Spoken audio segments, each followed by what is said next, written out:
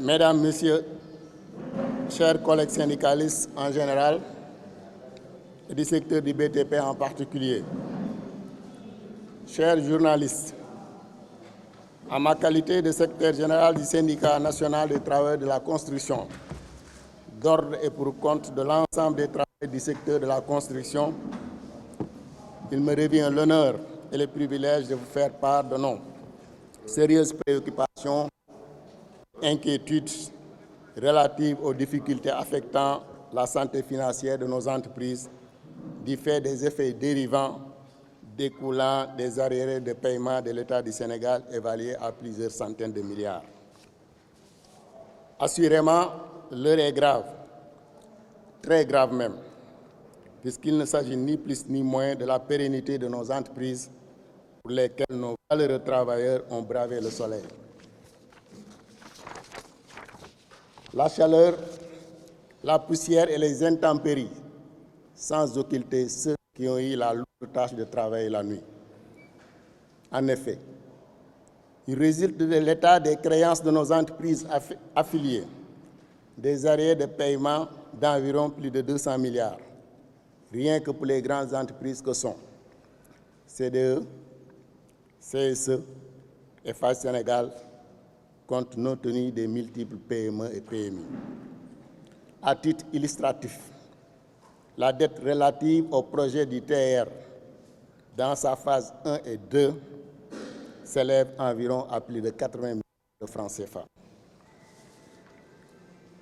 Chers camarades, une telle situation, convenons-nous-en, compromet dangereusement les plans de développement et de relance de toutes les entreprises du secteur. Au regard de cette situation alarmante, mettant en péril la survie de nos entreprises, il y a lieu de noter à notre corps défendant le ralentissement des travaux et retard dans l'exécution, voire même l'arrêt de certains chantiers,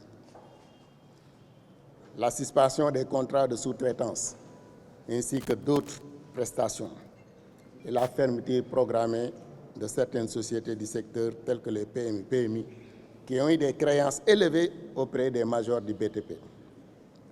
En conséquence de ce qui précède, de manière irréfutable, les travailleurs seront mis en chômage technique, s'ils ne le sont pas déjà, ou purement mis en arrêt avec les conséquences incalculables sur le plan social et économique. Ce que nous, travailleurs, nous ne pourrions accepter au regard des innombrables sacrifices consentis et souvent à des heures creuses et pénibles, rien que pour permettre à nos entreprises de pouvoir exécuter à temps échu les délais impartis au chantier. Sans aucun doute, nous saluons à sa juste valeur le maillage du territoire national par le président, par ses belles et fantastiques inaugurations des différents chantiers ou lancement de grands travaux dans la joie et l'allégresse des populations. Il s'agit indébutablement à la fois d'initiatives à la fois novatrices et salutaires et s'inscrivant en droite ligne dans sa vision pour un Sénégal émergent. Mais enfin, il est essentiel, voire vital pour nous, travailleurs du secteur du BTP, de ne pas être laissés en rade ou être oubliés. Et c'est justement le non-paiement de cette dette qui va anéantir à jamais les espoirs des centaines et des centaines de travailleurs qui ont eu à contribuer économiquement pour le développement de ce pays. Faut-il le souligner? Le secteur du BTP est un maillon essentiel de la croissance de notre économie. S'il n'en est pas le vecteur, son impact est indéniable dans la création de richesses et d'emplois, surtout d'emplois pour les jeunes. La remise en question de l'équilibre financier de nos entreprises constitue un danger et une source de turbulence sociale dont notre pays se serait passé, compte tenu des multiples difficultés déjà qui assombrissent l'horizon. C'est pourquoi il importe, Monsieur le Président de la République, de réagir vite et d'inverser cette tendance à la fois négative et vertigineuse de la dégradation de notre secteur qui, quoique chancelant, n'en demeure pas moins le levier essentiel du référentiel d'émergence qui vous est si cher.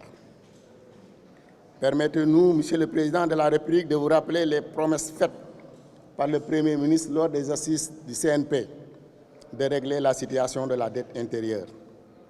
Mais l'unique solution est et reste l'appurement intégral de cette dette qui plombe nos entreprises. Au demeurant, vous nous permettrez, Monsieur le Président de la République, d'attirer votre attention sur les dangers qui prévaut dans notre secteur, qui est la cheville ouvrière de toute la politique novatrice et régulatrice de notre économie.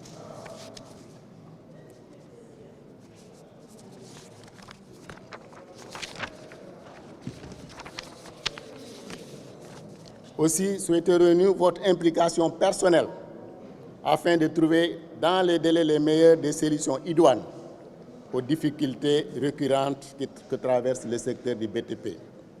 À cet égard, nous savons compter sur les intentions appropriées que vous voudriez bien donner au ministre des Finances pour la mobilisation des fonds nécessaires pour résoudre définitivement cette problématique lancinante de la dette due à nos entreprises.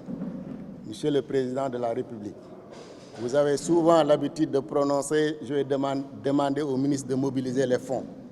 Mobiliser les fonds pour que le secteur du BTP puisse retrouver son liste d'antan. Une raison qui nous pousse à souhaiter une rencontre avec vous, Monsieur le Président de la République, à vous expliquer à haute et intelligible voix la situation vécue par les travailleurs dans le secteur du BTP. Monsieur le Président de la République, vous avez affirmé partout la patrie avant tout. Alors, nous pourrions comprendre que l'autoroute Ila Touba, qui a été faite par les Chinois, alors l'autoroute Ila Tivaouane qui se dessine, vous avez l'intention de convier ça à une entreprise de la Côte d'Ivoire pour un montant de 335 milliards.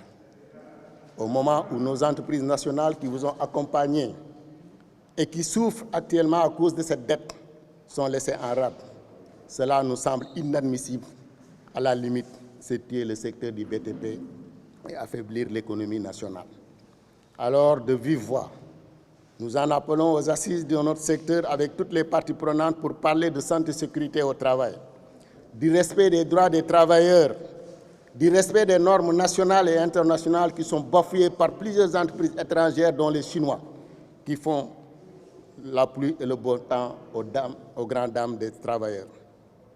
Chers camarades travailleurs, je m'adresse à vous du secteur. Je souhaiterais être laconique, mais je crois être lacunaire, tellement l'enjeu a fini par tuer le jeu. Alors, unissons nos efforts, la main dans la main. Cultivons la solidarité syndicale. Unis, nous pourrons nous résister. Tout ceci pour l'intérêt, pour nous, la patrie avant tout.